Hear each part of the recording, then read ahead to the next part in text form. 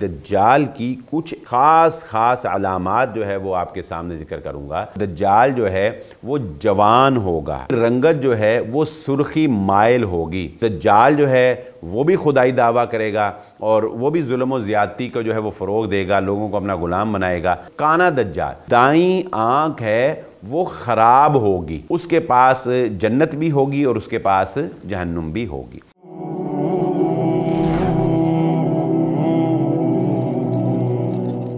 بسم اللہ الرحمن الرحیم۔ ہماری گفتگو علامات قیامت میں سلسلہ وار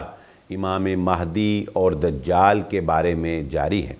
آج میں آپ کے سامنے دجال کی کچھ ایسی خاص علامات جو ہے وہ آپ کے سامنے ذکر کروں گا جن کا ذکر ہمیں احادیث کے اندر ملتا ہے کہ وہ جسامت کے لحاظ سے دجال جو ہے وہ کیسا ہوگا۔ تو سب سے پہلے مختلف احادیث میں اس بات کا تذکرہ ملتا ہے جو رسول اللہ صلی اللہ علیہ وسلم نے بیان بھی فرمائی ہیں، اور حضرت تمیم داری رضی اللہ تعالیٰ عنہ نے جو دجال کو دیکھا ہے، انہوں نے جو اس کا نقشہ کھینچا ہے تو وہ کس طرح کا انسان ہوگا۔ سب سے پہلے یہ سمجھ لیجئے کہ وہ دجال جو ہے وہ جوان ہوگا، یعنی یہ ایک اللہ رب العزت کی قدرت ہے، طاقت ہے، باوجود اس کے کہ وہ دنیا میں موجود ہے، لیکن چونکہ آخر میں قیامت سے پہلے اس کا ظہور ہونا ہے، اس کا خروج ہونا ہے، تو اللہ رب العزت نے اس کو ایسے ہی رکھا، یعنی جب وہ دنیا کے اندر نکلے گا تو وہ جوان ہوگا۔ نمبر دو، اس کی رنگت جو ہے وہ سرخی مائل ہوگی، یعنی اس کا رنگ جو ہے وہ ایسا ہوگا کہ جیسے سرخی چہرے کے اوپر جو ہے وہ جھلک رہی ہوتی۔ نمبر تین، وہ کوئی بہت قد آور شخص نہیں ہوگا، بلکہ ایک نارمل قد کا، بلکہ نارمل قد سے بھی جسے ہم تھوڑا کم کہیں گے، یعنی کہ ہوتا ہے لمبا انسان، لمبا نہیں ہوگا، نارمل قد سے تھوڑا سا چھوٹا اس کا جو ہے وہ قد ہوگا۔ یہ پیشانی اس کی چوڑی ہوگی، یعنی یہ پیشانی کے جو بال ہیں یہ پیچھے سے شروع ہوں گے، چوڑی پیشانی جو ہے وہ اس کی ہوگی، اور سینہ چوڑا ہوگا، یعنی اس کی جو جسامت ہوگی ایک چوڑا سینے اور کندھوں کے درمیان زیادہ فاصلہ والا ایک ہیوی، جس طرح کے باڈی بلڈر ٹائپ ہوتا ہے نا انسان، تو اس طرح کی اس کی جو ہے وہ شخصیت ہوگی۔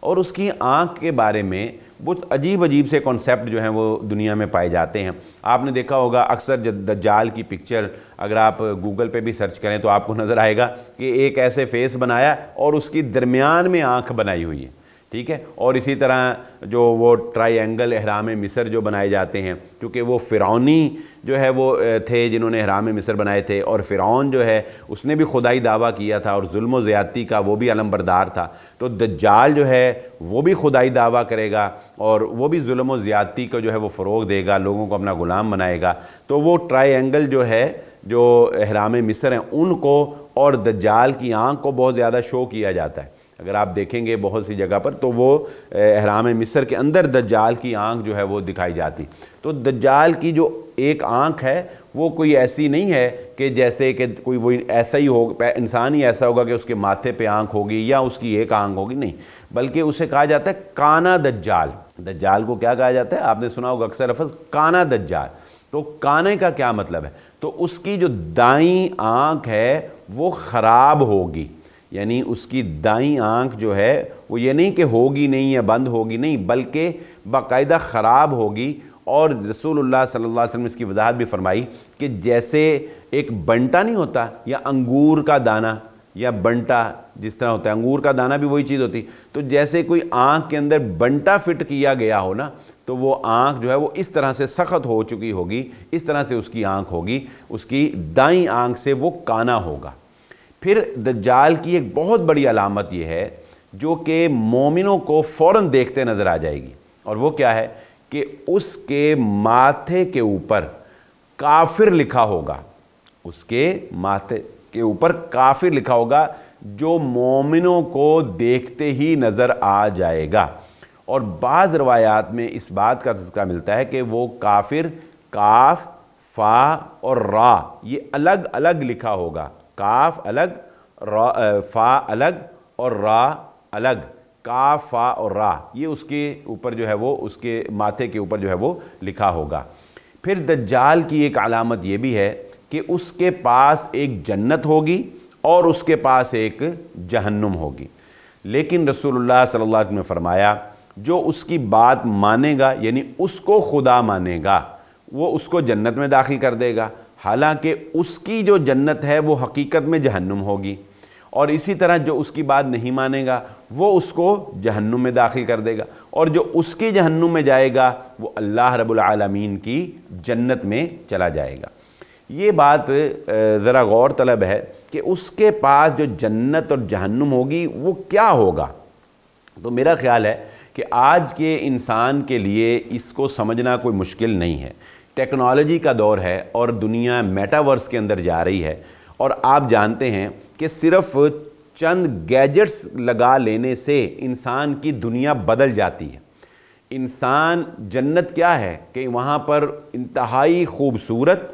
کوئی غم، کوئی دکھ، کوئی پریشانی نہیں، اور جو انسان چاہے گا اس کی خواہش پوری ہوگی، اور میٹاورس بھی یہی ہے۔ میں یہ نہیں کہہ رہا کہ دجال کی جنت جو ہے وہ کوئی ایسی مصنوعی میٹاورس ٹائپ کوئی ٹیکنالوجی ہوگی، لیکن میں یہ کہنا چاہتا ہوں کہ اس کو سمجھنا بڑا آسان ہے کہ دجال کیسے یہ سب کچھ کرے گا۔ تو آج اگر آپ دیکھیں کہ میٹاورس جو ہے وہ یہی تو چیز ہے کہ آپ کو بیٹھے بیٹھے جو ہے جنت میں پہنچا دیا جائے، اور آپ وہاں پر جو چاہے کریں، وہاں خوبصورت نظارے ہوں، وہاں آپ کا گھر بھی ہوگا، وہاں سب کچھ ہوگا، لیکن حقیقت میں نہیں ہوگا۔ حقیقت میں آپ یہیں پر بیٹھے ہوں گے، لیکن فیلنگز آپ کی سوچ، آپ کے جسم کی فیلنگ وہ ساری جو ہے وہ ایسے ہی ہوں گی کہ جیسے آپ جنت میں بیٹھے ہوئے۔ تو ہو سکتا ہے، عین ممکن ہے کہ دجال بھی اس طرح کی کوئی ٹیکنالوجی رکھتا ہو، یا اللہ رب العزت نے اس طرح کی کوئی طاقت جو ہے وہ اس کو دی ہو، یا یہ بھی ممکن ہے کہ حقیقتاً اس نے کوئی بہت خوبصورت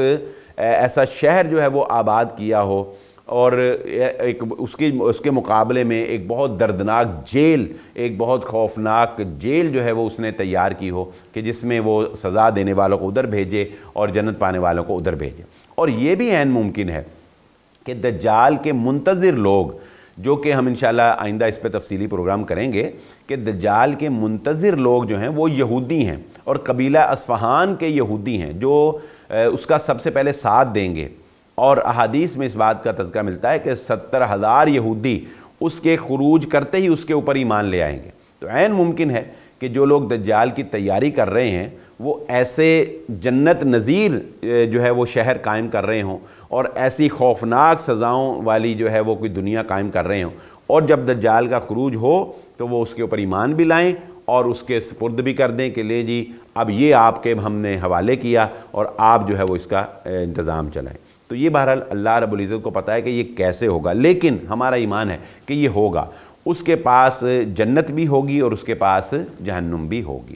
پھر ایک آخری علامت جو میں آج کے پروگرام میں آپ کے سامنے رکھنا چاہتا ہوں، دجال کا خروج کہاں سے ہوگا۔ رسول اللہ صلی اللہ علیہ وسلم نے یہ بات ارشاد فرمائی تھی کہ مشرق کی، یعنی مکہ سے آپ نے فرمایا تھا مشرق کی جانب ہے دجال، اور احادیث میں اس بات کا واضح طور پر تذکرہ ملتا ہے کہ دجال کا خروج خراسان کے علاقے سے ہوگا۔